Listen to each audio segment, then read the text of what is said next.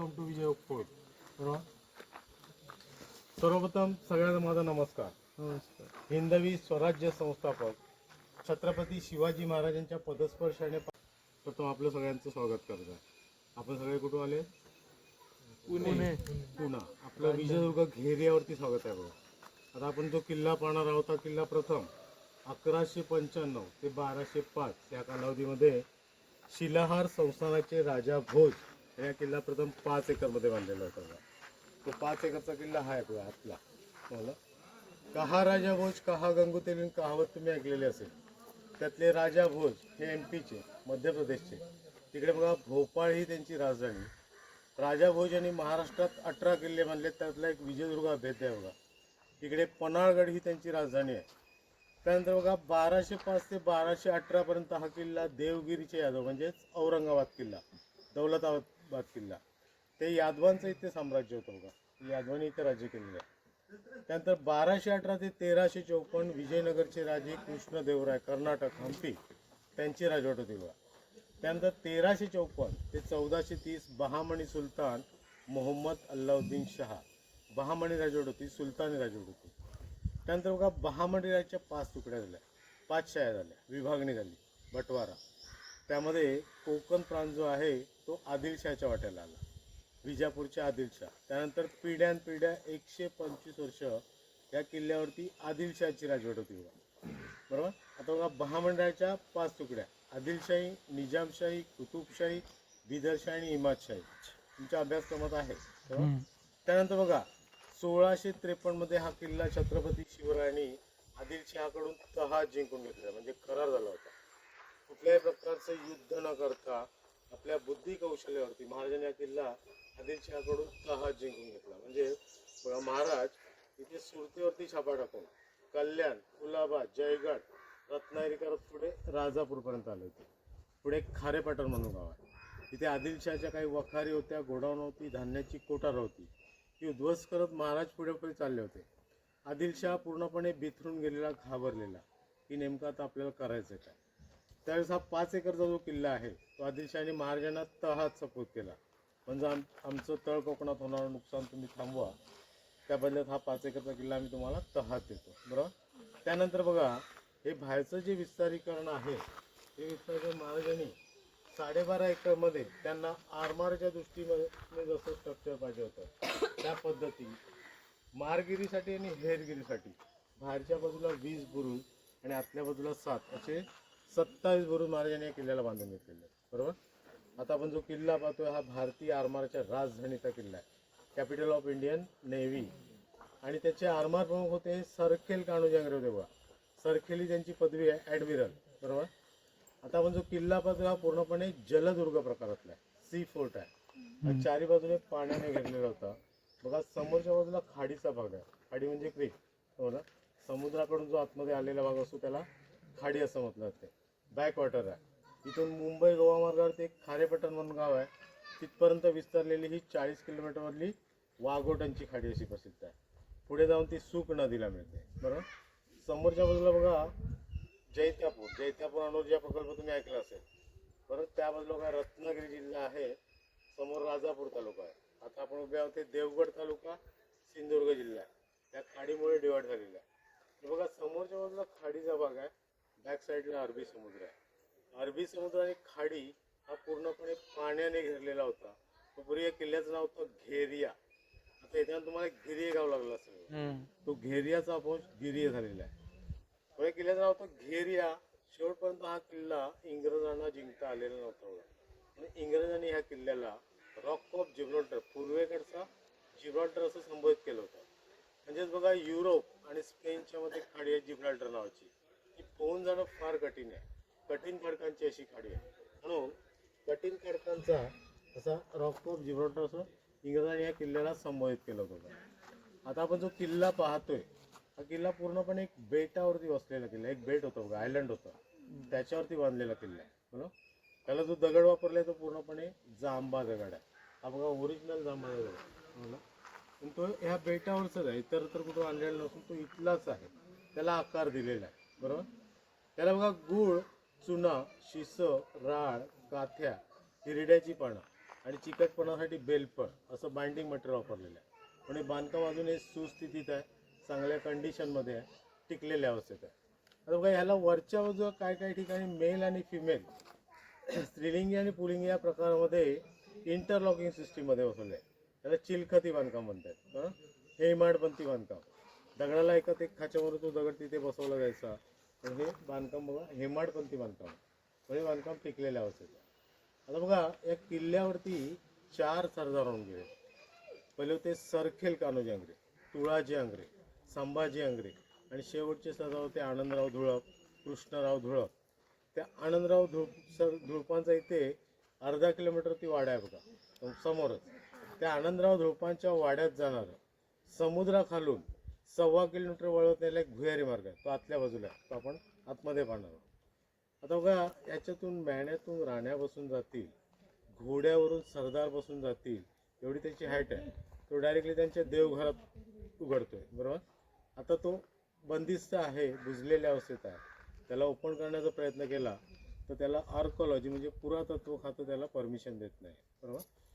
तो असा तो धुळपांच्या वाड्यात जाणारा भुयारी मार्ग, परंतु इतरत्र 2 भुयारी मार्ग आपल्याला फिरता येतात, ते ओपन आहेत, बरोबर. आता बघा ज्यावेळेस आपण गड किल्ले पाहतो तर ती गडाची जी मुख्य प्रवेशद्वार जी असतात ती गोमुखी आकाराची असतात. हा गोमुखी आकार असलेला वक्राकार वळवलेला दरवाजा, म्हणजे जोपर्यंत आपण पुढे येत नाही तोपर्यंत आपल्याला गडाचं मुख्य प्रवेशद्वार दिसत नाही बघा. म्हणजेच हा लपवलेला दरवाजा, बरोबर. त्याची प्रमुख 3 कारणं असतात बघा. जर खाडीवरून आक्रमण झालं तर तोफगोळ्यांचा जो मारा आहे तो डायरेक्टली किल्ल्याच्या मुख्य प्रवेशद्वाराला बसता कामा नये. किल्ल्याचं मुख्य प्रवेशद्वार तुटलं म्हणजे आपण किल्ला हारलो.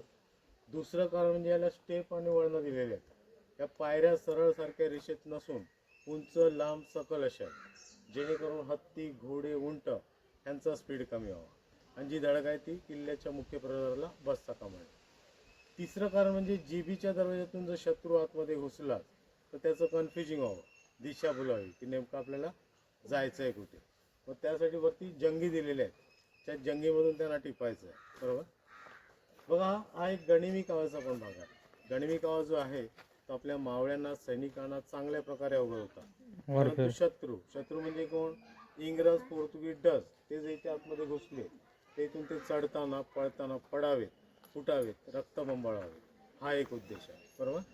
म्हणून बघा ज्यावेळेस आपण गड किल्ले पाहतो तर ते गड किल्ले नुसते पाहायचे नसतात, ते आजमावायचे असतात, अनुभवायचे असतात. गडाच्या आतमध्ये काय काय वास्तू आहेत, तिथे कोणी कोणी राज्य केलं आहे, कुठल्या कुठल्या वास्तू टिकलेल्या आहेत, हो ना. म्हणून बघा गड किल्ले कधी पण इतिहासात रंगवून पाहिजे असतात. तिथे बघा मावळे वावरत होते, घोडे पळत होते, तोफांचा गडगडाट होता. त्या पद्धतीत जर आपण गड किल्ले पाहिले तर गड किल्ले आपल्याला चांगल्या पद्धतीत समजतात, बरोबर. गड किल्ले अजूनही बोलत आहेत, गडाच्या आतमध्ये अजूनही रहस्य लपलेले आहेत, बरोबर. म्हणून गड किल्ले कधी पण इतिहासात रंगवून पाहिजे असतात. आज तुम्ही हा विजय किल्ला पाहायला आले, तुमच्या आयुष्यातला आजचा सुवर्ण अक्षरात लिहिण्यासारखा दिवस आहे. आज तुम्ही महाराजांचा किल्ला पाहायला आले. म्हणून बघा या तटबंदी तुम्हाला खुणावत आहेत की आम्ही जसे तोफांचा भडीमार घेऊन आजपर्यंत खंबीरपणे उभे आहोत, तसं तुम्ही तुमच्या जीवनामध्ये कुठल्याही प्रकारचं टेन्शन न घेता, टेन्शन मुक्त व्हा, कुठल्याही संकटाला न डगमगता आमच्यासारखे खंबीरपणे उभे राहा आणि जीवनात पुढची वाटचाल करा, बरोबर. म्हणून छत्रपती शिवाजी महाराज की जय. जय भवानी, जय शिवाजी. आता बघा आपण गडाच्या आतमध्ये एंट्री केली, हे गडाचं मुख्य प्रवेशद्वार होतं, मेन गेट. त्याच्या वरचा जो भाग दिसतोय हा नगारखान्याचा भाग आहे. तिथे सनई चौघडे नगारे वाजवले जायचे, बरोबर. गडाच्या आतमध्ये जर एखादा आनंद उत्सव झाला, युद्ध वगैरे जिंकलंय तर वेगळं म्युझिक, गडावरती एका दुःखद घटना घडली तर सॅड म्युझिक, आणि गडावरती एका डिलेवरी वगैरे झाली तर वेगळं म्युझिक. म्हणजे बघा मेसेज पास करण्यासाठी वरची जागा होती, तिथे सनई चौघडे नगारे वाजवले जायचे. आणि नगारखाने हे नेहमी मुख्य प्रवेशद्वाराच्या वरतीच असतात बघा कुठल्याही किल्ल्यातला. त्याचा जो एंट्रन्स आहे तो बॅक साईडने पाठच्या बाजूला. समोर बघा या बाजूला आपल्याला एक दगडी छप्पर असलेली इमारत दिसते समोरच्या बाजूला. तर ह्या दगडी छप्पर असलेल्या इमारती विजयदुर्ग किल्ल्यावरती आपल्याला अजूनही चांगल्या कंडिशनमध्ये दिसतात, बरोबर. आता बघा याला दगडी छप्पर यासाठी केलेलं आहे तर हे दारू गोळ्याचं कोठार आहे, ॲम्युनेशन गोडाऊन, बरोबर. शत्रूचा जो पहिला मारा असतो ते दारुगोळ्याची कोठार उद्ध्वस्त करणे म्हणजेच रसद तोडणे. म्हणून दारुगोळ्याचा याच्यावरती कुठल्याही प्रकारचा इफेक्ट होऊ नये मग या लोकांत दगडी छप्पर केलेला आहे. त्याला वरच्या बाजूला एल सेपमध्ये इंटरलॉकिंग सिस्टीममध्ये बसवलेलं आहे. म्हणजे बांधकाम टिकलेलं असेल बघा. आतल्या बाजूला त्याला आर्च आहे बरोबर. हे पूर्णपणे हेमाडपंथी बांधकामात आहे. जसा गोळकोंड्याचा किल्ला, कोल्हापूरचं अंबाबाई मंदिर, पंढरपूरचं विठ्ठल मंदिर हे पूर्णपणे हेमाडपंथी बांधकाम आहे. बघा राजाभोजच्या काळामध्ये हेमाद्री नावाचे पंडित होते. त्यांनी विकसित केलेली ती शैली म्हणून हेमाडपंथी बांधकाम बरोबर. आता बघा ज्यावेळेस रायगडावरती हल्ला झाला त्यावेळेस रायगड 10 ते 12 दिवस जळत होता. तो बोध घेऊन तिकडे सगळ्या लाकडी छप्पर असलेल्या इमारती होत्या. तो बोध घेऊन इकडे सगळ्या दगडी छप्पर असलेल्या इमारती केल्या गेल्या बरोबर. समोर बघा या बाजूला आपल्याला एक आडवी इमारत दिसते बघा. ही जी वास्तू आहे तिथे ही घोड्यांची पाजा आहे बघा. घोड्यांचा तबेला हॉर्स टेबल. इथे घोडे पार्क केले राहायचे. म्हणजे बाहेरून येणारे घोडे सुद्धा इथे, आपले घोडे सुद्धा इथे. बघा ही स्वतंत्र व्यवस्था दरीचा भाग आहे. सदर म्हणजे राजदरबार. समोरच्या बाजूला बघा खलबत खाण्याचा भाग आहे. Meeting room, secret conference room बरोबर. या दोन वास्तूच्या बाजूलाच केलेले बघा. म्हणजे बाहेरून येणाऱ्या माणसाने आपले घोडे इथेच बांधायचे. समजला. सदरेवतीचं काय काम असेल ते काम करायचं. आपला घोडा घ्यायचा, इथल्या इथे मेन गेटच्या बाहेर जायचं. खलबत खाण्याचं काय काम असेल ते करायचं. आपला घोडा घ्यायचा, इथल्या इथे मेन गेटच्या बाहेर जायचं. बघा ही स्वतंत्र व्यवस्था या 3 वास्तूच्या बाजूलाच केलेली आहे. म्हणजेच बाहेरून येणाऱ्या माणसाला किल्ल्याच्या आतमध्ये जी काय संपत्ती आहे ते समजून नाही यायला पाहिजे. म्हणून ही स्वतंत्र व्यवस्था आपल्याला या 3 वास्तूच्या बाजूलाच पाहायला मिळते. तर आपल्याला याबद्दल जाऊन माहिती घ्यायची. तो गोळा लागला जायचा तो असा सरळ जाऊन झालेला आहे. ती पूर्णपणे पंचधातूमध्ये आहे. अशीच एक बांगडी तो पुढच्या बाजूला आहे. त्यातून तो गोळा लागला आहे तो असा स्पायरल होत बाहेर पडायचा. हो ना. त्याला रिंगा दिल्या, रिंग कॅनॉन. पुढच्या बाजूला रिंगा दिल्या. त्या रिंगा पूर्णपणे प्रेस करून बसवलेल्या आहेत. आतल्या बाजून त्याला थ्रेडिंग आहे बरोबर. तिकडून जो गोळा बाहेर निघायचा तो असा स्पिन होत निघायचा.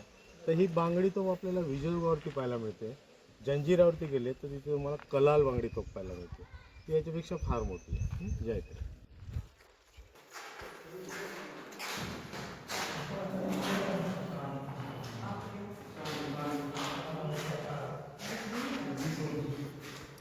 असं होतं खलबत खाणं.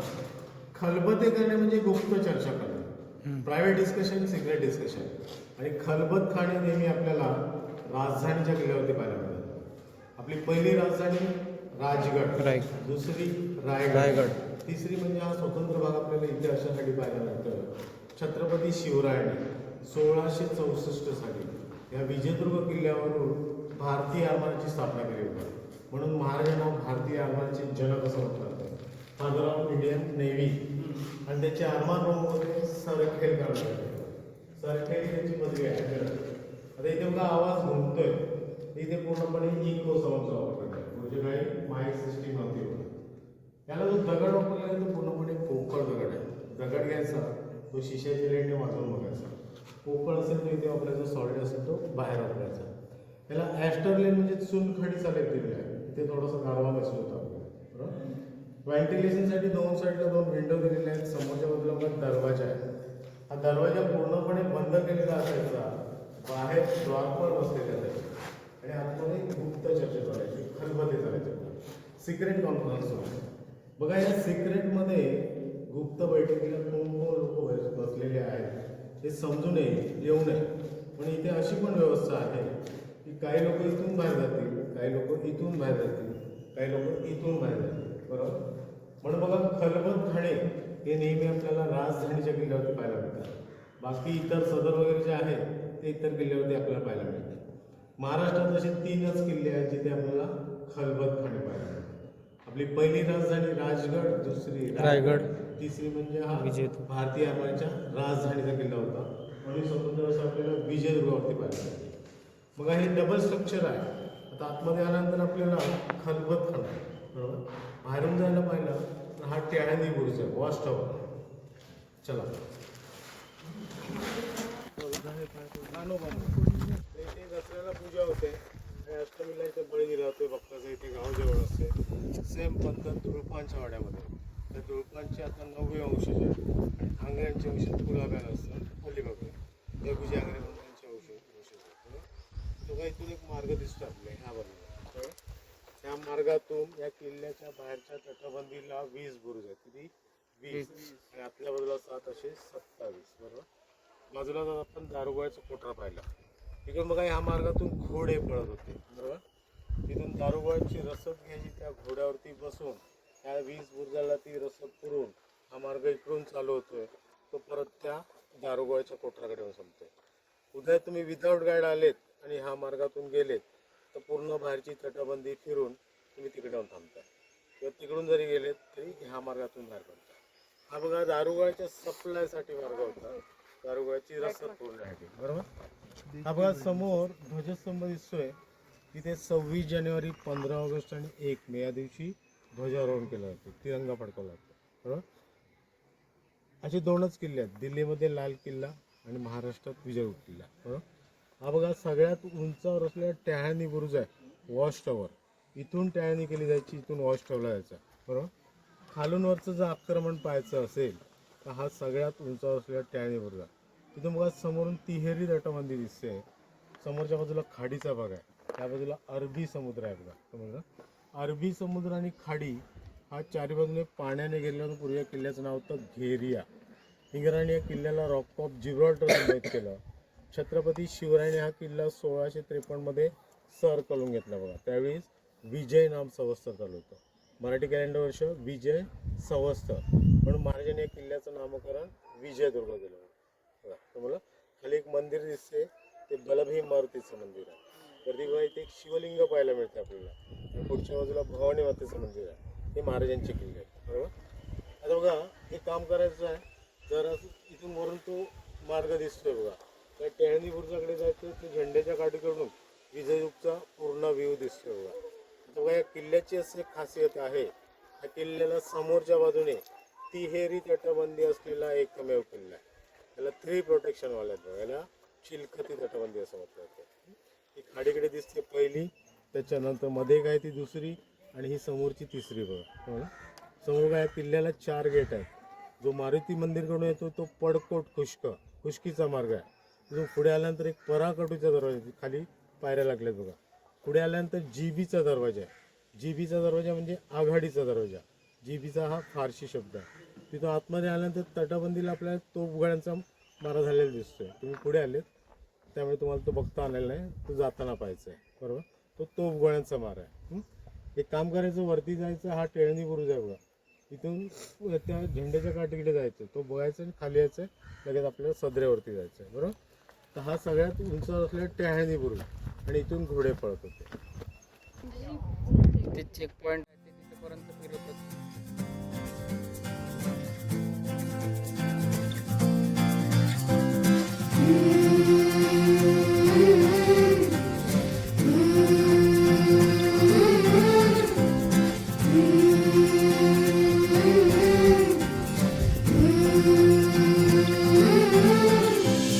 तुझ्या कीर्तीच्या कथांना आम्ही पुसलं कवच, तुझ्या गडाचे दगड कधी येऊन तू वाच, कसे विसरतो रे आम्ही आम्हा साऱ्यांचा तू बापा, मनामधी नाही भाव तरी पूज. बघा सिरियल पाहिलेली असेल, पाहिली ना. त्याच्यावरती बघा एक शब्द प्रयोग आहे, चला सदरेवरती या, त्यांना सदरेवरती आणा. आता आपल्याला सदरेवरती जायचं आहे. बरोबर. इथे पुढे दरबार आहे, इथे न्यायनिवाडे चालायचे. त्याच्या आधी हा समोरचा जो भाग दिसतोय हे सदरच आहे. त्याला फड म्हणतात. फड म्हणजे तमाशाचा फड वगैरे नाही, किंवा तालमीचा फडणा. तर त्या काळी ते बघा फडवणीस, चिटणीस, कुलकर्णी, कारखानीस तुम्हाला हे कारकून लोक बसलेले असायचे लिखापट्टी करायला. बाहेरून येणारे मॅसेज इथे घ्यायचे, ते दरबारात पास करायचे आणि इथल्या ते सनमेन गेटच्या बाहेर काढायचे. हे अष्टप्रधान मंडळ बरोबर. आता त्याला आपण ॲडमिन ऑफिस वगैरे म्हणू शकतो, ॲडमिनिस्ट्रेशन. चला या पुढे. कोणतं असं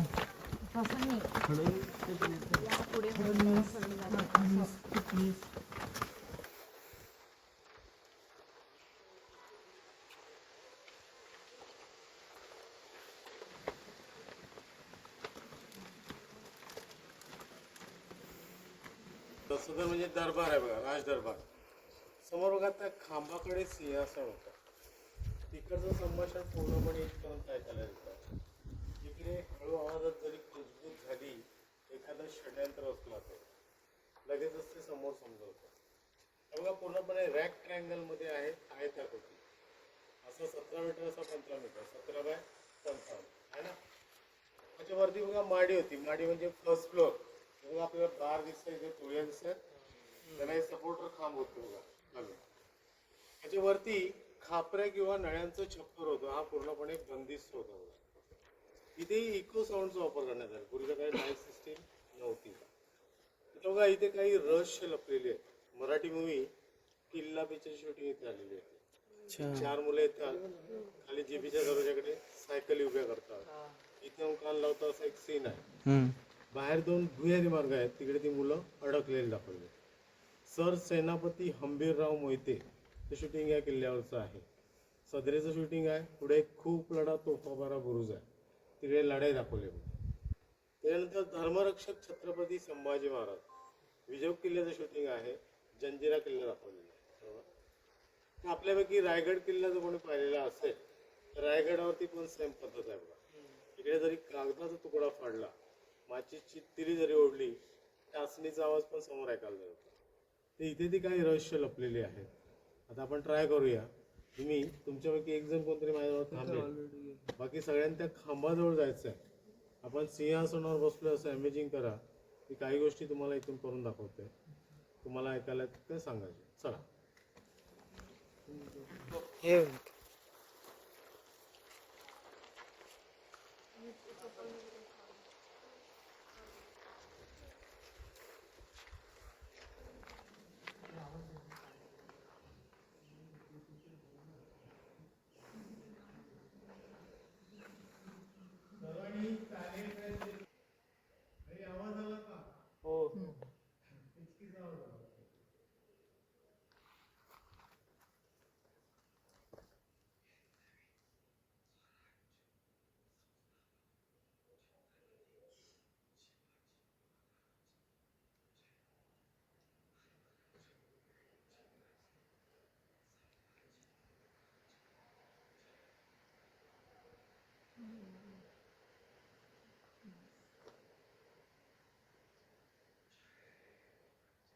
जय शिवाजी.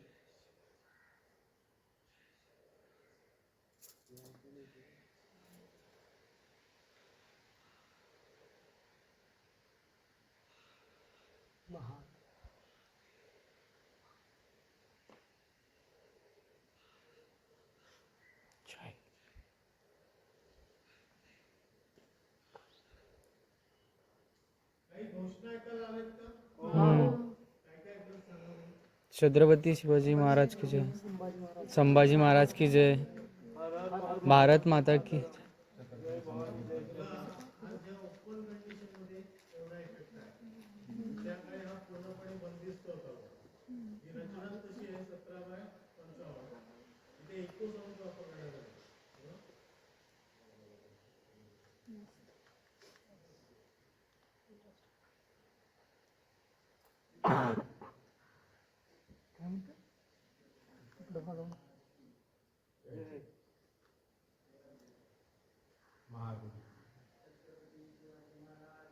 जय. जय.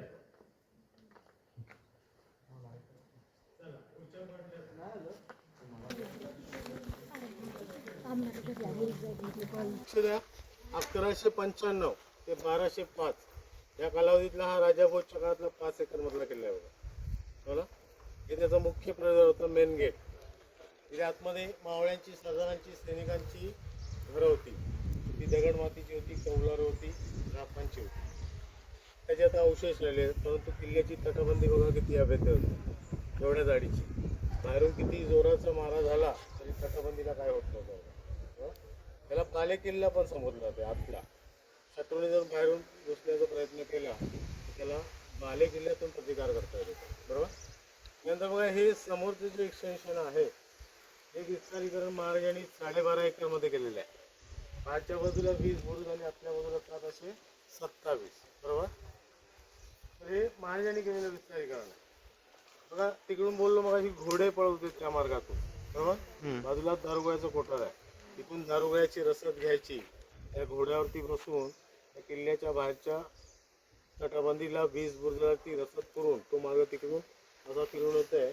बघा वरचा जो मार्ग आहे तिथून घोडे पळवते बघा, ही वरची तटबंदी ठीक आहे ना. इथून जरी गेलेत तरी तुम्ही तिकडून बाहेर पडताय, तिकडून गेलेत तर इकडून बाहेर पडताय. बाजूला घोड्यांची पाग आहे. बघा समोर वरचा जो भाग जातोय तो वरती नगारखान्याकडे जातोय बघा, तो नगारखान्याचा एंट्रन्स आहे. चला इकडे ह्या बाजूला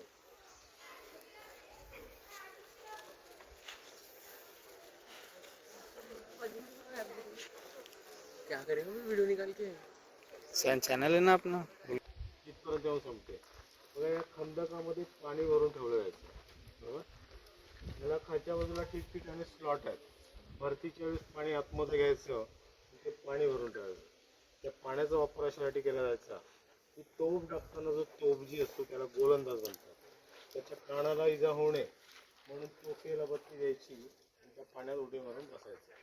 तोफ टाकल्यानंतर ती तोफ गरम असते तर ती थंड करण्यासाठी त्या पाण्याचा वापर केला जातो. हे पूर्ण असं गोल खंदक आहे बघा. तर हे धान्याचं कोठार आहे, फूड स्टोरेज.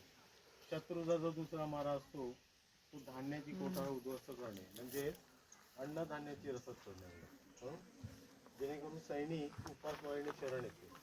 म्हणून दारुगोळ्याचा याच्यावरती इफेक्ट होऊ नये म्हणून याला बघा दगडी छप्पर केलेलं आहे. त्याला स्लोप दिलेला आहे, आपल्याकडून त्याला आर्च आहे. ते जेवढं वरती दिसते तेवढंच खाली गेलेलं आहे. पावसाच्या पाण्यामुळे इथे माती आलेली आहे. व्हेंटिलेशनसाठी तिथे एक विंडो दिलेली आहे बघा. हा धान्य खराब होतो. याचा एंट्रन्स जो आहे तो पुढच्या बाजूला आहे. अशी बघा दोन. आणि तिसरं जे आहे ते राजाभाऊच्या काळातल्या आतल्या बाजूला.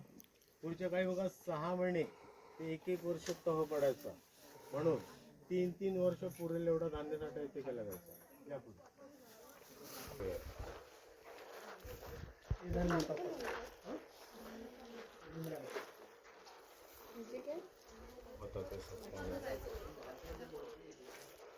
एक धान्याचं कोठार या बाजूला आहे, त्याचा एंट्रन्स इथून आहे बघा. बरोबर. दुसरं जे आहे ते समोर आहे इकडे ह्या बाजूला, आणि तिसरं जे आहे ते राजाभाऊच्या काळातल्या आतल्या बाजूला. बरोबर. आता बघा इथून एक आपल्याला मार्ग दिसतोय, त्याला टनल किंवा भुयारी मार्ग असं म्हटलं जाते. तर चोर रस्ता. हा भुयारी मार्ग डायरेक्टली खाडीकडे जातोय. समोरच्या बाजूला बघा खाडीचा भाग आहे, क्रीक.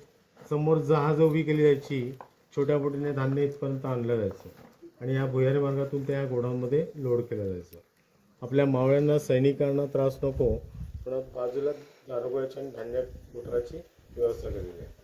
हा पूर्णपणे खाडीकडे जाणारा भुयारी मार्ग आहे बघा. तर बघा वरच्या बाजूला एक झडप होतं, ते खूर दिसतात बघा, वरती लॉकिंग आहे त्याला. ते झडप बंद केलं की हा मार्ग पूर्णपणे बंद होऊन जायचा.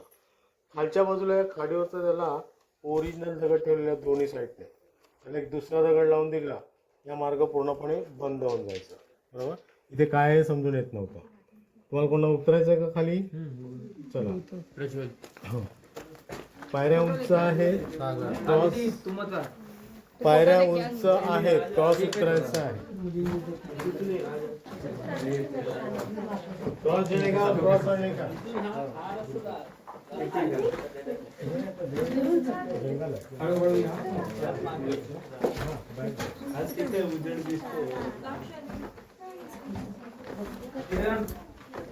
क्रॉस प्लॅन आहे.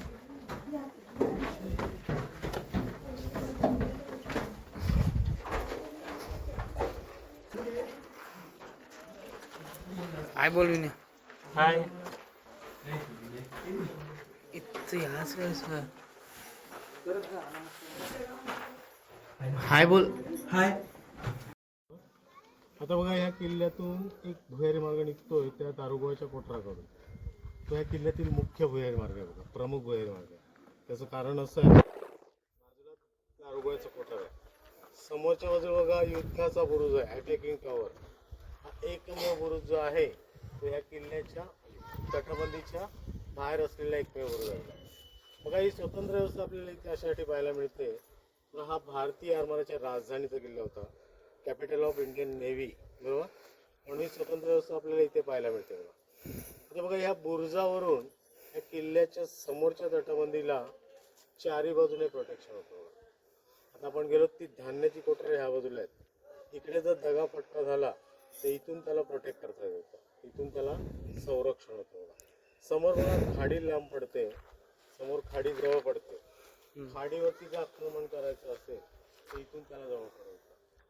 समोरून तिहेरी तटबंदी आहे, समोरून जीबीचा दरवाजा फर्स्ट एंट्रन्स आहे, समोर बघा मेन गेट आहे, मुख्य प्रवेशद्वार.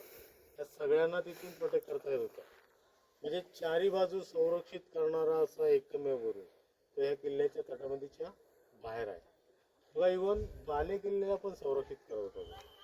आता बघा या बुरुजावरती 6 फांजी तैनात करण्यात आल्या, बरोबर. ही समोर गोल दिसते याला फांजी म्हणतात बघा. प्रत्येक फांजीवरती 2 तोफा लोड केलेल्या होत्या. म्हणजे 6 फांजीवरती 6 × 2 = 12. 6 फांजीवरती 12 तोफा लोड केलेल्या होत्या. पण या बुरुजाचं नाव होतं खूप लढा तोफा बरा. खूप म्हणजे जास्त, बरोबर. खूप मोठी कामगिरी केली आहे बुरुजाने.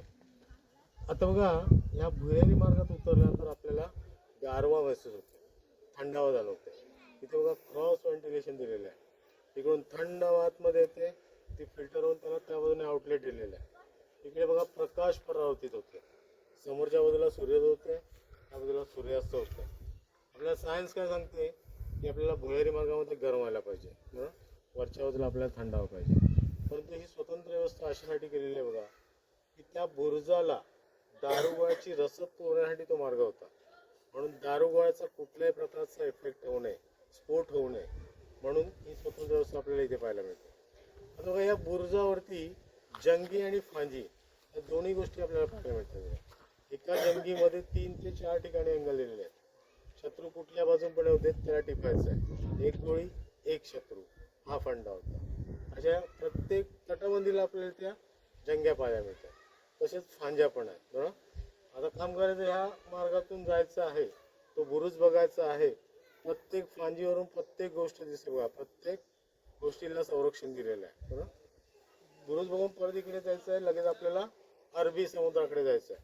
मी इथेच थांबलेलो आहे झाडाकडे.